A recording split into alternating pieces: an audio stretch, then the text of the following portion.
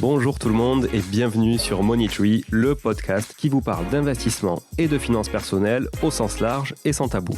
Je suis Julien Calamotte, investisseur passionné et auteur du livre à succès S'enrichir grâce à l'immobilier.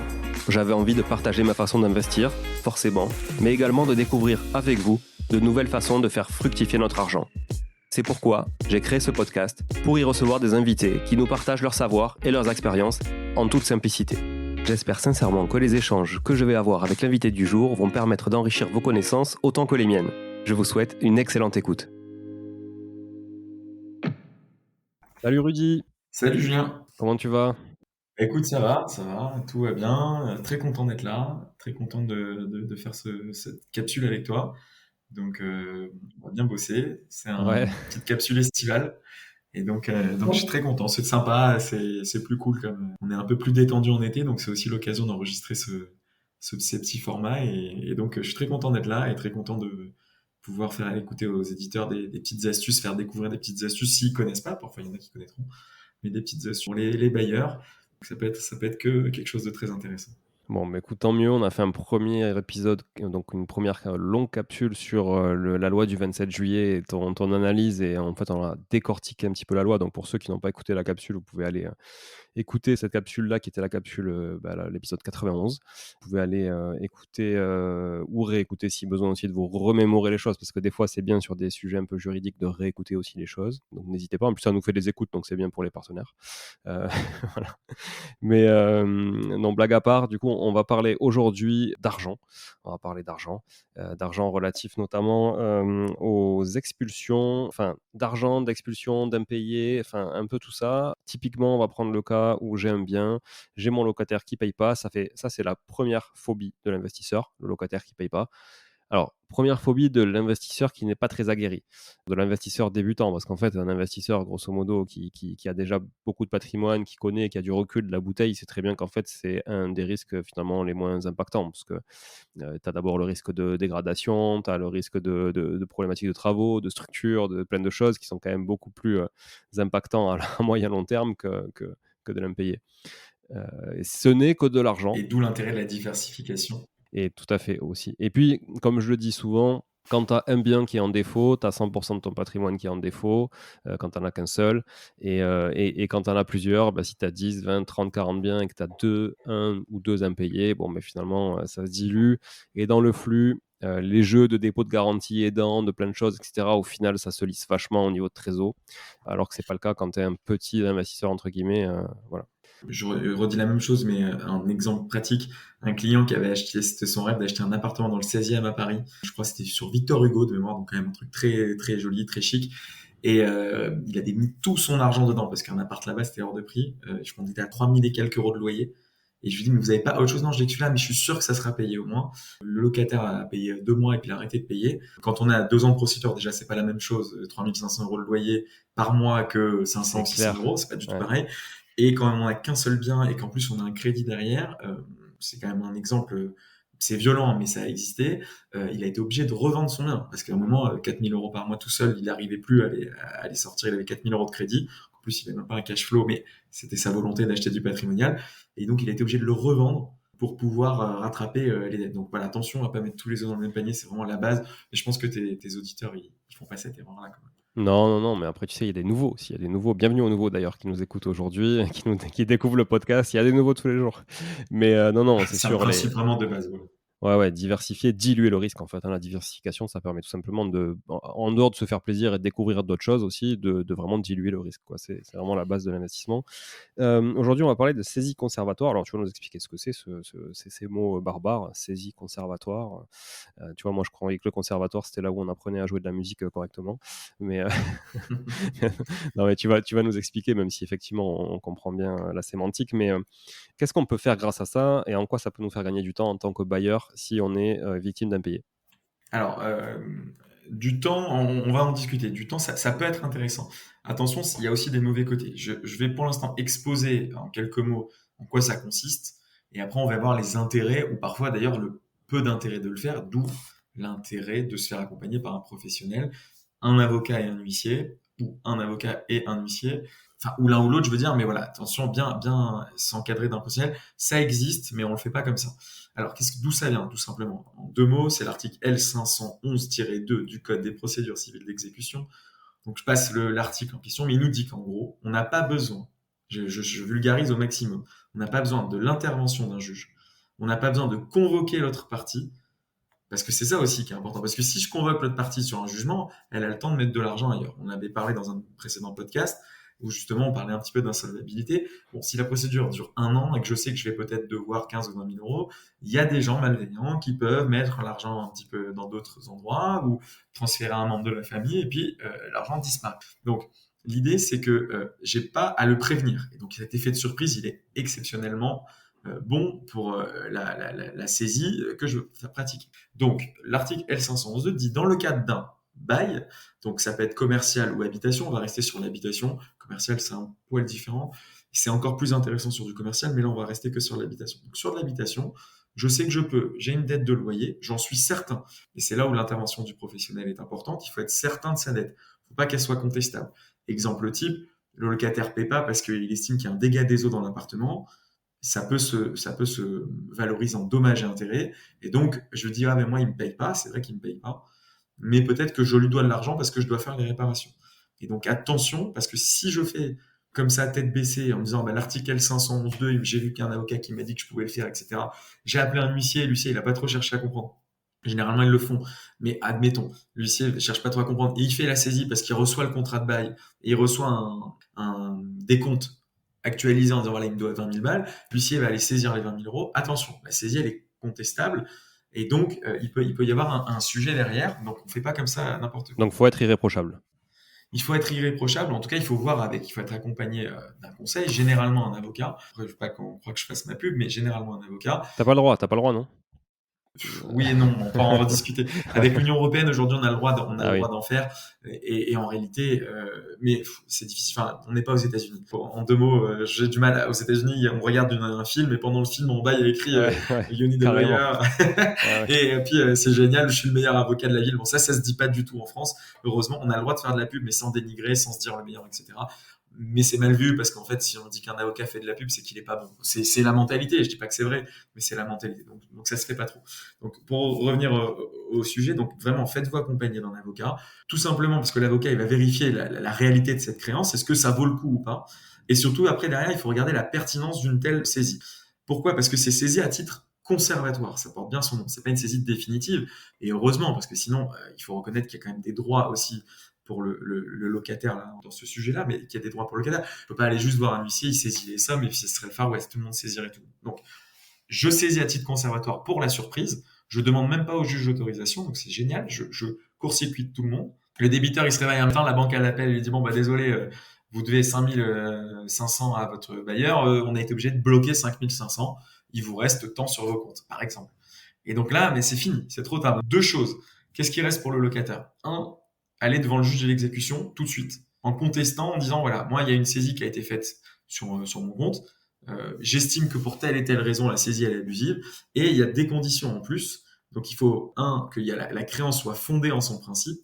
Donc ça, il faut qu'il y ait un principe de créance qui existe, toute une jurisprudence là-dedans. Je rentre pas dans les détails. Ben, ça, vous voyez avec votre avocat, mais l'avocat, il va vous alerter là-dessus. Et deux, c'est là où c'est vraiment très compliqué, il faut qu'il y ait une menace de recouvrement sur la créance. Et là, c'est beaucoup plus compliqué à démontrer.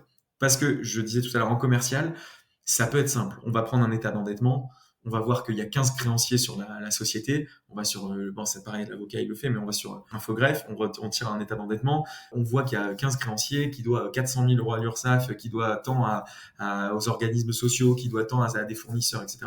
On voit qu'il y a une menace claire de recouvrement de la créance. Sur une personne physique, il est très difficile d'aller dire, mais je sais qu'elle va pas me payer.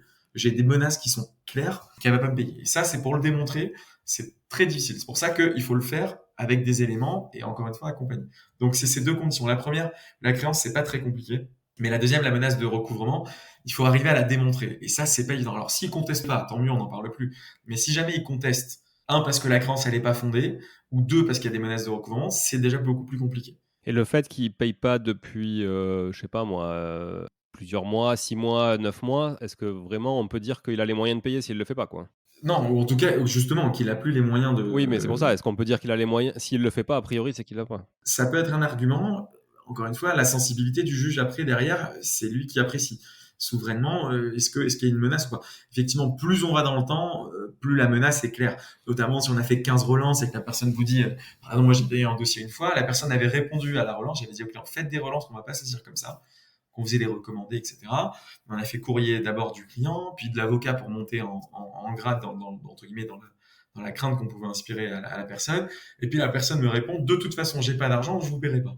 Bon, Ça vaut voilà. ce que ça vaut, mais moi j'ai dit au client, j'estime qu'on peut y aller. On y est allé. Et effectivement, le juge a reconnu que le fait, l'aveu même de la personne qui dit, bah, j'ai pas d'argent, de toute façon, je vous paierai pas, non seulement démontre sa mauvaise foi, mais en plus démontre que quelque part, il y avait plus rien.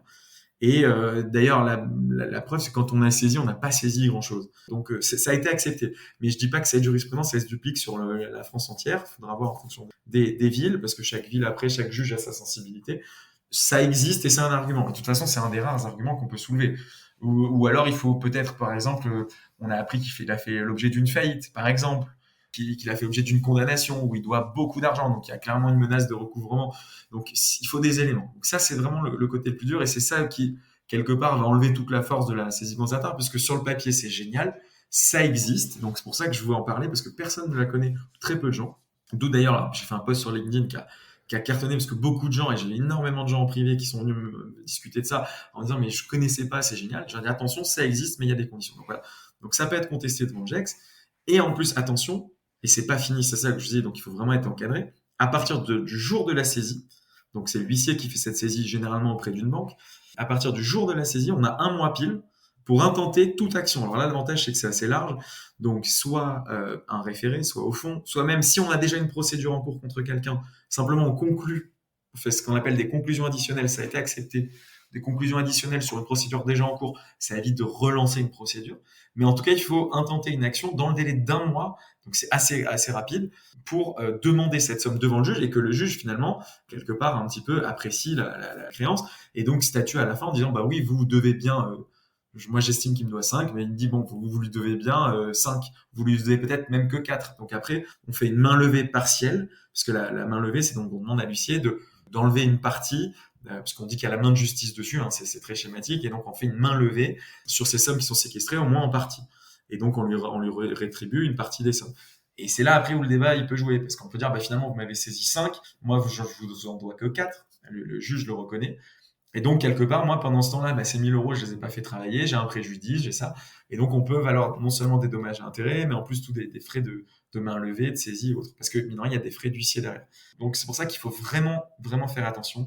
Donc, moi, le conseil que je donne aux clients, c'est un, est-ce qu'on peut le faire? Donc, comme on a dit, menace de recouvrement et créance fondance en principe. Si on a les deux, on y va. On assigne derrière, ou le mieux, c'est, moi, j'estime que déjà en procédure, c'est bien. Comme ça, j'ai plus qu'à faire des conclusions additionnelles. Et troisième chose, de prendre les sommes. S'il y a des sommes qui sont un peu contestables, mettons, il y a 10 000 euros, mais il y a 2 3 000, bon, je sais qu'il va les contester pour tel et tel point, je dis, on saisit que 7, on prend pas le risque. On verra ce que le juge nous octroie, et s'il nous octroie 10, ben, on réclamera le sur. On prend vraiment que ce qui est sûr, on prend pas de risque. Voilà, ça, c'est la première chose. Et la dernière chose qu'il faut voir, c'est la pertinence d'une telle saisie. Pourquoi? Parce que si je saisis les sommes, et que derrière, je vais devant le juge en disant, ben voilà, il n'a pas payé le loyer, et donc, je demande son expulsion. Le juge va dire, attendez, ok, il a peut-être pas payé, mais ça y est, les sommes, vous les avez. Donc, il va être condamné au règlement des sommes, mais s'il règle les sommes, il a plus besoin d'être expulsé. Et donc, il y a quand même un risque qu'on n'expulse pas. Et donc, ça, c'est pour ça, parce que très souvent, on en avait parlé dans un ancien podcast, et mes clients, je les connais, mes clients bailleurs, et je suis sûr que tu confirmes, Julien, très souvent, c'est pas forcément après l'argent qui court, c'est surtout après l'expulsion, parce qu'ils veulent le remettre à un coup de frais, et je le reloue plus cher. Et puis ce locataire, de toute façon, il m'a créé tellement de misère Bah, que je c'est préfère sûr. qu'il parte, T'as même plus s'il paye envie, en pas. fait. La charge mentale, ouais, t'as envie de t'en débarrasser.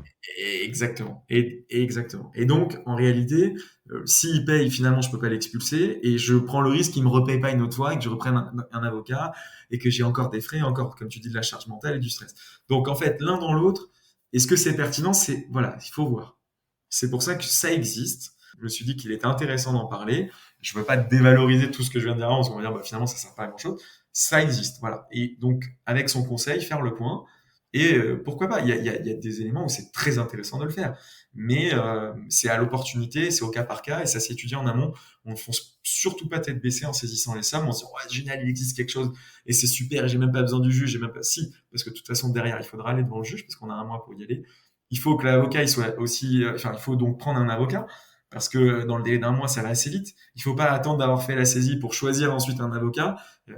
Malheureusement, on est toujours un peu pressé de tout et donc on n'a peut-être pas le temps. Après, il faut obtenir une date, il faut avoir un huissier qui va le délivrer et un mois, c'est très très très court. Mais est-ce que tu as une visibilité, toi, sur la jurisprudence justement du dernier point que tu citais avec le risque de justement devoir conserver le locataire à l'intérieur une fois qu'il a réglé ses loyers? C'est au bon vouloir du juge? C'est quoi qui pourrait déterminer ça? Tout dépend. Par exemple, si tu le fais en amont, complètement en amont, si tu fais ta saisie conservatoire, après tu vas faire ton commande, enfin tu vas après derrière la signer. Derrière, le juge peut te dire, bah, avant que le commandement de payer arrive au bout, parce que ton commandement de payer, bon, c'était 2 mois, maintenant c'est 6 semaines, c'est la nouvelle loi, mais c'est plus qu'un mois en tout cas. Donc parfois tu fais ta saisie, il y en a qui font la saisie avant même le commandement, et derrière tu vas faire un commandement, il va passer 6 semaines. Toi, dans le délai d'un mois, tu auras dû assigner déjà. Ouais, OK. Donc tu vas assigner et ton commandement, donc c'est un peu particulier. Honnêtement, je préfère dire au client, le juge, il ira pas vers la résiliation du bail si les sommes sont payées. Il va dire, bah, puisque les sommes sont payées, on va suspendre. Parce qu'en réalité, le juge a un pouvoir de suspension de la clause résolutoire le temps du règlement en créant un... Donc là, il va dire, pas besoin. Même si le commandement est arrivé au bout, et même s'il n'a pas payé, mais que j'ai quand même saisi une partie, il va dire, attendez, le problème, c'est que il peut s'acquitter des sommes, il les avait quand même.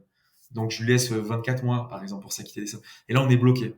Donc ça peut être un sujet. L'avantage que tu peux avoir là, c'est quand même que toi, tu bloques, de toute façon, tu bloques on va dire le décompte à l'instant T, parce que tu bloques pas plus que ce qui te doit à cet instant-là. Qu'après, lui, la dette, elle continue à courir pendant tout le long de la procédure. Mais quoi qu'il arrive, tu t'es peut-être assuré déjà d'avoir une solvabilité sur cette première partie-là, malgré le fait qu'il reste des dettes derrière qui ne seront pas, elles, soldées. C'est exactement ça. C'est pour ça qu'il est très intéressant de préciser à son client tous les tenants et les aboutissants en lui disant, voilà, écoutez, peut-être que, bon là, vous savez, je donne un exemple. J'ai un exemple au cabinet qui est très parlant. Personne ne payait pas pendant, mais vraiment pendant des années.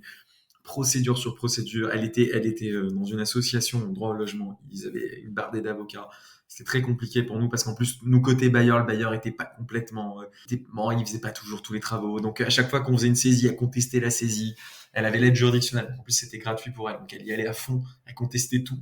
Et elle contestait la saisie parce que voilà, il m'a pas fait les travaux. Et le bailleur dit, moi, je ne fais pas les travaux parce qu'elle me paye pas. Sauf que, comme on doit être tout le temps dans l'évidence à chaque fois, ça arrivait que parfois elle gagne, ou en tout cas qu'il y avait une main levée partielle, etc. Et c'était un vrai boxon. Et donc il faut faire attention. Vraiment, c'est un sujet où il faut faire attention. Et en fait, on le faisait pas. On faisait pas la saisie, on faisait simplement des assignations. Et, ça discutait déjà de ça. Et en fait, un jour, le client nous dit, bon, comme j'ai tout l'immeuble, je sépare les voisins, parce que ça discute dans l'immeuble, mais il y avait évidemment des locataires qui étaient très sympas et qui lui ont rapporté ce fait-là. Ils disent, voilà, elle a perdu sa maman. Sa maman était très fortunée et elle a touché beaucoup d'argent. Là, je lui dis, écoutez, là, pour le coup, moi j'estime, alors lui, il estimait qu'elle lui devait, je sais pas, 25 ou 30 000 euros, enfin c'était une somme assez costaud. Mais je lui dis, voilà, moi j'estime qu'il y a tel et tel travaux et telle chose. Donc il y a à peu près 12 000 euros qu'on peut réclamer de manière certaine. On peut y aller sur 12 000. Et il me dit, mais comment? J'explique. Et là, on y a été. Comme en plus, on avait déjà une procédure en cours, on a fait saisir, évidemment, on s'est rendu compte qu'elle avait 95 000 euros sur les comptes, grosso modo. Donc c'est quand même assez énorme. Donc on a pu avoir cette saisie-là. Évidemment, derrière, c'était quand même beaucoup plus simple de trouver un accord. Parce que là, derrière, on lui a pris 12 000 balles. Elle n'a pas eu le temps de se retourner et peut-être de les mettre ailleurs. Dans le cadre de la procédure qui était déjà en cours, il suffisait juste de prendre 3 lignes de conclusion supplémentaires en disant, voilà, on a fait une saisie, donc on les réclame. De toute façon, on réclamait déjà l'argent, donc il n'y a pas besoin d'en faire plus. Et en 3 mots, on a fait notre obligation dans le délai d'un mois d'intenter une procédure, donc c'est bon, ça rentrait dedans. Et derrière, on a réussi à trouver une négo qui est beaucoup plus simple, puisque quand la personne elle a 12 000 euros en moins sur ses comptes, plus des frais de saisie, parce que mine de rien, au niveau de la banque, il y a des frais de saisie, on ne discute pas de la même manière. Donc on a réussi à trouver un accord. En échange, il a fait les travaux, etc. Mais on a trouvé un bon accord. Et cette saisie-là a permis vraiment d'accélérer les choses. Donc parfois, c'est très intéressant. Parfois, ça l'est moins. D'où l'intérêt de toujours bien vérifier en amont. Et de tout dire à son avocat. Je répète, ça c'est important. L'avocat, c'est pas l'ennemi du client. Et tout est confidentiel. Donc même si parfois le client fait une connerie, il vaut mieux lui dire à l'avocat. Et que l'avocat, il jauge en fonction de ce risque. Dire, voilà, telle et telle chose. Là, on n'y va pas parce que vous avez fait telle connerie que derrière, de pas le dire à l'avocat en disant ouais, c'est bon, machin. Et puis quand il sort ça du chapeau, ah oui, effectivement, je vous l'ai pas dit, mais c'est pas très important. Si, parce que derrière, moi, il y a Bien des sûr. implications qui Ah sont oui. pas libres. Donc Ouais, bien toujours sûr. tout dire à son avocat, c'est confidentiel. L'avocat, il va pas vous balancer à l'État, à la police ou même au locataire. Hein. Tout ce qui est dit entre un avocat et son client, ça reste entre l'avocat et son client. Et il vaut mieux qu'il avoue une bêtise que l'avocat il intègre ce risque-là dans sa façon d'entamer la procédure, que de pas le dire parce que je dis, si je lui dis, il va m'engueuler. On n'est pas là pour vous engueuler, on n'est pas vos mères, hein, mais on est surtout là pour jauger le risque. Donc ça, c'est important. OK. Écoute, ça c'est très, très clair, pour moi en tout cas, la saisie conservatoire, très intéressant. Après, il y a un autre sujet, dont tu m'as parlé et tu vois, que j'ai trouvé, hyper intéressant, et que je maîtrisais pas du tout non plus. Et ce que je te propose, c'est qu'on a fait déjà une vingtaine de minutes sur cette capsule. On se refasse une capsule, spécifique sur le sujet justement. Sur le sujet, j'en dis pas plus, il faudra un peu de teasing pour la prochaine capsule. C'est le fait de se faire payer son loyer par la préfecture. Ça, tu vois, c'est un bon titre, ce qu'on appelle put a click, tu vois? C'est un bon titre marketing, se faire payer son loyer par la préfecture, c'est voilà. Ça Donc va ce faire un sera bon post voilà, LinkedIn, ça. ce sera l'intitulé de ton post LinkedIn probablement, et également de la prochaine, capsule. Merci Rudy. Je voulais juste, revenir, très, très rapidement sur, ce que tu fais à Nice aussi, avec Arnaud notamment, cheminant, pour un petit peu dynamiser, le réseau de l'investissement immobilier. Est-ce que tu peux nous en dire, 2 mots rapidement pour que les auditeurs qui sont dans le coin puissent un peu s'identifier? Bon, alors déjà, tout d'abord, l'avantage de ce métier, c'est qu'on peut travailler dans la France entière et que j'ai finalement peu de clients à Nice. C'est Donc, vrai. j'ai démarré avec beaucoup de clients investisseurs, hein. Moi, c'est beaucoup des investisseurs IMO. Et donc, ils investissent partout en France. Il n'y a pas de difficulté Il y particulière. a pas une notion de barreau, tu peux pas te faire représenter ou? Alors, si, mais par exemple, sur de l'habitation, c'est le juge des contentieux de la protection. La représentation par avocat n'est pas obligatoire. OK. Donc, en fait, on peut même y aller sans avocat. Et donc, techniquement, vu qu'on peut y aller sans avocat, il n'y a pas besoin d'avoir un avocat du barreau local. Donc, je peux très bien aller à Besançon, à Annecy ou j'en sais rien où pour plaider le dossier. Alors, généralement, j'y vais pas parce que ça fait beaucoup de frais aux clients, mais on dépose ce qu'on appelle déposer le dossier. En fait, j'envoie le dossier à un confrère qui est le jour de l'audience, parce que ça se plaide pas trop ce genre de dossier. Il dépose le dossier et c'est tout. Mais donc, honnêtement, je travaille pas tant que ça à Nice. Je travaille vraiment dans toute la France. Donc déjà, ça c'est un point qui est important parce qu'il y a pas mal de gens aussi d'ailleurs sur LinkedIn qui me disent ah mais j'ai vu que vous êtes à Nice. Je suis à Nice, mais on peut travailler partout. Notamment, je travaille beaucoup sur Paris, ayant habité 4 ans à Paris, j'ai gardé quand même beaucoup de contacts. Donc, je vais souvent à Paris, et puis après, généralement, dans toute la France. Donc voilà, ça, c'est le premier point. Deuxième point, c'est quand j'ai lancé mon cabinet, bon, déjà, mais ça, c'est pour tous les investisseurs, donc, qui se reconnaîtront, notamment tes auditeurs, est-ce que c'est pas trop tôt? Est-ce que tu y crois? Et si t'as pas de clients, et ça marchera jamais, et t'es complètement malade, il y a déjà du monde qui le fait. Si ça marche, ça se saurait, reste chez quelqu'un, au moins t'as l'équivalent d'un salaire, enfin c'est une rétrocession d'honoraires, mais bon, grosso modo, c'est qu'on pourrait considérer ça comme un salaire. Donc il y a tous ce que j'appelle les décourageurs, je sais pas si ça se dit, mais c'est vraiment les gens qui viennent vraiment tout le temps assombrir le tableau alors qu'on est hyper motivé, qu'on a travaillé le sujet, qu'on se lance pas comme ça. Et en tout cas, c'était pas mon cas. Mais bon, évidemment, il y a une part d'inconnu dans l'entrepreneuriat et dans le lancement d'un projet. Mais voilà, donc là, il faut évacuer ça. Il faut toujours écouter. Parce que parfois, il y a quand même des éléments qu'on n'a peut-être pas vus. Bon, c'était pas le cas, mais ça peut arriver. Donc, toujours écouter, mais voilà, ça vaut ce que ça vaut. Si on a une bonne idée et qu'on est persuadé que ça va marcher et qu'on a bien travaillé, il n'y a pas de raison que ça marche pas. Donc, déjà, monter son business. Et en fait, moi, je cherche une clientèle d'investisseurs. Je disais, je te racontais ça en juin, mais une clientèle en fait qui m'a dit ah ben vous c'est expulsateur, vous faites que les expulsions, donc genre je prends pas un malin plaisir à faire ça, attention parce que ça peut être mal vu derrière, on va avoir des haters. Non, je prends pas un malin plaisir, c'est juste que je défends mes clients et qu'en l'occurrence très souvent mes clients ce sont des bailleurs, donc je défends les intérêts de mes clients et si je défendais les locataires, j'aurais défendu leurs intérêts, je fais mon métier. Donc c'est pareil, je prends pas un malin plaisir à mettre les gens dehors parce que ça c'est au moins c'est précis. Mais c'est vrai que bon, je fais cette partie-là parce que j'aime beaucoup cette matière-là que j'ai appréciée et que je la maîtrise, j'estime la maîtriser correctement. Et donc, c'est plus évident, c'est plus simple de maîtriser une matière et de la travailler. On va plus vite pour le client, on connaît toutes les astuces. Il y en a une là, il y aura l'objet d'une prochaine capsule sur d'autres astuces. Donc, c'est très intéressant. Et peut-être quand on l'a fait un peu en surface, on ne maîtrise pas ça. Donc, c'est très intéressant. Et donc, il fallait que je trouve des agences de gestion locative, des investisseurs, mais des gens qui puissent m'apporter des dossiers. Parce que quand on démarre, on a qui? On a les copains et la famille. Et la famille et les copains, on va pas les faire payer. On fait du service, c'est très délicat de faire payer quelqu'un sur du service intellectuel. On n'arrive pas à matérialiser, à quantifier cette prestation-là. Parfois, on vous dit oh, ça va, c'est juste une réponse, tu peux me répondre, ça te prend 2 minutes. C'est pas forcément le cas. En plus, le risque de répondre en 2 minutes, c'est qu'on n'a pas tout vu. Et que s'il arrive un problème, on va dire mais je comprends pas, t'es avocat, tu me l'avais dit et tu m'as fait faire une connerie. Donc on a la responsabilité de la connerie s'il y en a une. Et en même temps, on n'ose pas réclamer. Et très souvent, d'ailleurs, les personnes qui vous demandent les questions ne vous demandent même pas combien elles vous doivent. Donc, et puis de toute façon, je reconnais, j'aurais pas encaissé pour des amis ou de la famille. Donc, le problème, c'est qu'il y a un cabinet, il y a un loyer, il y a des frais. Là, en plus, j'ai embauché deux personnes. Bon, comme une entreprise, il faut que ça tourne. Donc, il y a un moment, c'est très délicat. Donc, il fallait trouver d'autres choses. Et puis, on a fréquenté avec Arnaud, qui est mon associé sur d'autres projets immobiliers. On a fréquenté avec Arnaud énormément de soirées immobilières dans la région de Nice parce qu'on connaissait personne. Moi, j'avais pas un réseau particulièrement développé là-dedans. Et puis en fait, on a fait un constat qui était assez simple, c'est-à-dire que on s'ennuyait à mort. Il n'y avait pas d'âme. C'était très ennuyeux, très protocolaire, très chiant, on va pas se mentir. Et qu'en fait, les gens, ils arrivent, ils ont déjà un bloc de cartes dans la main, et quand ils te serrent la main, t'apportent déjà une carte. Tu sais même pas ce qu'ils font. Et puis, qui fait partie de ce genre de soirée? Bah, moi, le premier, parce qu'à l'époque, j'avais vraiment, vraiment zéro réseau. Donc, c'est des gens qui n'ont pas forcément de réseau, qui n'ont pas forcément d'expérience, et qui essayent. Bon, ils ont le mérite d'essayer, moi, le premier, mais ils apportent pas une plus-value énorme. Et puis donc, du coup, j'ai essayé d'intégrer des fameux business clubs. Tout le monde m'a dit, bah, essaye ça et ça. Je citerai pas de nom, mais business club très connu. Tu payes, mais c'est un investissement, etc. J'ai dit, ok, bon. Donc, j'en ai intégré quelques-uns et honnêtement, j'y ai pas trouvé mon compte. Pareil, très, très froid, très délicat. Il y a des business clubs où vous êtes une quinzaine, donc bon, bah, vous avez vite fait le tour. Parfois, ils vous envoient un dossier, il n'y a pas de difficulté, mais bah, si vous avez 15 personnes, même s'il y en a une, elle vous en envoie un par an, c'est bien, ça vous fait une dizaine de dossiers, mais vous vivez pas clairement avec ça. Et puis après j'en ai fait d'autres où c'était un peu plus nombreux, mais il y avait beaucoup de contraintes, énormément de présence. Et au bout d'un moment, bah, vous avez aussi une famille. Alors moi, je travaille beaucoup en plus pour essayer de me développer, mais ça nécessitait vraiment beaucoup de temps et j'avais pas le rendu derrière de dossier. Donc, bon, et puis c'était vraiment en plus pour le coup, je payais beaucoup dans ces business clubs et c'est-à-dire, si vous faites un dossier, que vous payez 600 euros l'année, 1000 euros l'année, et que vous faites un dossier, que vous facturez 1000 euros, vous payez la moitié d'impôt dessus. Bon, c'est pas très intéressant, franchement, c'était pas très intéressant. Et en plus, vous avez passé 15, 20 soirées, 30 soirées dans l'année, ou petit déjeuner ou autre. Donc, c'était pas très intéressant. Et donc, à force de critiquer, puisqu'avec Arnaud, on s'est rencontrés un peu à cette occasion d'ailleurs, à force de critiquer ces séminaires IMO ou ces soirées IMO, on s'est dit, bah, puisque c'est facile de critiquer, et maintenant il faut être acteur, on est entrepreneur, on n'a qu'à créer nous-mêmes un business club.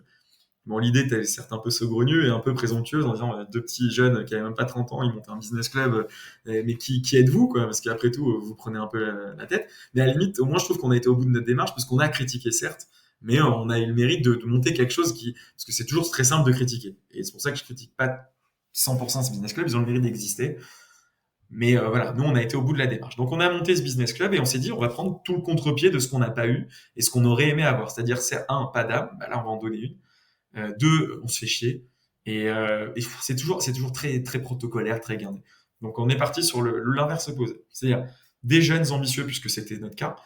On fait un projet où vraiment l'idée, c'est toujours dans des endroits un peu insolites. Par exemple, la prochaine soirée, ça va être dans une galerie d'art d'un de nos membres qui a une belle galerie d'art. Donc, on va faire tout un buffet dans la galerie d'art. Donc, ça va être magnifique. Parfois, c'est en boîte de nuit. Donc, Ah ouais. c'était bar ambiance et ça finit en boîte de nuit. Non, mais on fait toujours des lieux un peu insolites. On va organiser des week-ends, etc. Ça, c'est pour 2024. Mais comment on a démarré? On était quatre, donc Arnaud et moi, et puis deux autres qui sont venus vraiment tout de suite, et puis 5, et puis 10, et puis 1, parce qu'en fait, on fait toujours des restos très sympas avec une bonne musique, bonne ambiance, on mange très bien, on boit bien aussi. Je sais pas qu'on est alcoolique, mais l'idée, c'est vraiment de détendre, d'être dans une bonne ambiance et de donner une image un peu cool, un peu. On vient, celui qui veut venir en cravate, il vient en cravate. Celui qui veut venir en polo, il vient en polo. Chacun fait ce qu'il veut. Donc c'est quand même très cool. Ça évite ces business clubs où on est très cintré, on peut pas bouger une oreille, on n'ose pas dire un mot plus haut que l'autre. Là, au fil de la soirée, bon, ça se détend et c'est très sympa. Tout le monde se tutoie, il n'y a pas de vouvoiement, comme ça au moins c'est très clair. Et il y a interdiction de distribuer une carte pendant la soirée. L'idée, c'est qu'évidemment, on a quand même les numéros de tout le monde et on a derrière sur Internet et sur le téléphone de quoi avoir les numéros et la qualité de chacun, parce que on est une cinquantaine aujourd'hui, c'est difficile de parler aux 49 autres dans la soirée. Donc parfois, on ne peut pas parler à tout le monde, même si on essaye de fédérer au maximum. Par exemple, des fois, on fait des ateliers cocktails. Atelier cocktail, ça permet de discuter un peu avec l'autre à côté. On est 3-4 par atelier, bon bah on sympathise, puis après on fait le resto derrière, donc on se met à d'autres places pour essayer de sympathiser avec tout le monde. Donc en tout cas, il y a quand même de quoi contacter. Et donc voilà, on sait qu'il y a un huissier, il y a un notaire, il y a deux avocats, il y a des investisseurs, il y a comment on appelle ça, des experts comptables, il y a vraiment tous les métiers qui peuvent intéresser les investisseurs. Et il y a énormément d'investisseurs, d'agents immobiliers bien évidemment, de chasseurs de biens, de notaires. Et l'intérêt, c'est qu'aussi on s'apporte aussi des biens. C'est-à-dire que, par exemple, on va faire une opération de marchand de biens avec Arnaud et mes autres associés sur un autre projet. Et ben, on va pouvoir solliciter de ce business club-là nos associés pour participer au projet. Donc, ils sont aussi intégrés à ce projet-là. Et donc voilà, ça s'appelle le Baron Club. L'idée, ça vient de Arnaud, ça pour le coup, mais l'idée c'est simplement parce qu'il y avait ce côté baron possession et on espère créer des empires immobiliers. Donc voilà comment on a créé ce club-là. Et on est aujourd'hui une cinquantaine, et on reçoit pas mal d'adhésions, on filtre pour qu'évidemment il y ait que des gens qui soient très quali et apporter surtout aux autres membres. Le but c'est vraiment d'apporter aux autres membres et en même temps de passer des bonnes soirées, de s'éclater. Voilà. Donc ça c'est le projet au niveau du Baron Club et ça m'a permis évidemment de développer aussi, évidemment pas que, mais aussi mon cabinet parce que ça m'a amené des dossiers, ça m'a amené des projets. Ok, bah très clair. Écoute, belle initiative en tout cas. Je partage carrément. Et un jour, peut-être, on développera ça sur Toulouse, pourquoi pas. On va développer peut-être ça. L'idée, c'est qu'on développe ça un peu partout en France. Ouais, on fait déjà pas mal de choses nous sur Toulouse effectivement, et ça peut être intéressant. Ils aiment bien faire la fête à Toulouse. Ça c'est une des villes qu'on a ciblées quand même prochainement. Toulouse pour se développer parce il faut des villes où les gens sont un peu plus sympas et Toulouse en fait clairement partie. Bon, bah écoute, avec plaisir pour en rediscuter en tout cas. Bon, merci beaucoup Rudy pour tous ces échanges. On se dit du coup à très vite pour la prochaine capsule sur se faire payer, on n'oublie pas, se faire payer ses loyers par la préfecture, ça m'intéresse vraiment beaucoup. Voilà. Je sais pas si ça peut intéresser les locataires aussi, mais voilà, c'est intéressant en tout cas d'en parler. Merci encore à tous d'avoir. Si, ça va être intéressant, je pense. Ouais. Merci encore à tous d'avoir été là, présents, toujours aussi nombreux pour écouter cet épisode. Et on se retrouve très très vite pour une prochaine capsule croustillante autour du juridique avec Rudy. Merci beaucoup. À bientôt. Ciao, ciao. Merci Julien, à très vite. Bon, si vous êtes là, c'est que vous avez écouté jusqu'au bout et a priori, l'épisode vous a plu. Si c'est bien le cas, n'hésitez pas à le partager autour de vous. Notez ce podcast sur Apple Podcast et Spotify en laissant un commentaire 5 étoiles. Je ne vous le répéterai jamais assez, mais c'est grâce à vous que ce podcast vit aujourd'hui et peut continuer de vivre en vous proposant un contenu toujours plus qualitatif. Merci encore, je vous retrouve très vite sur un nouvel épisode de Money Tree. En attendant, je vous souhaite la meilleure des réussites dans vos projets et un bon enrichissement. À très bientôt.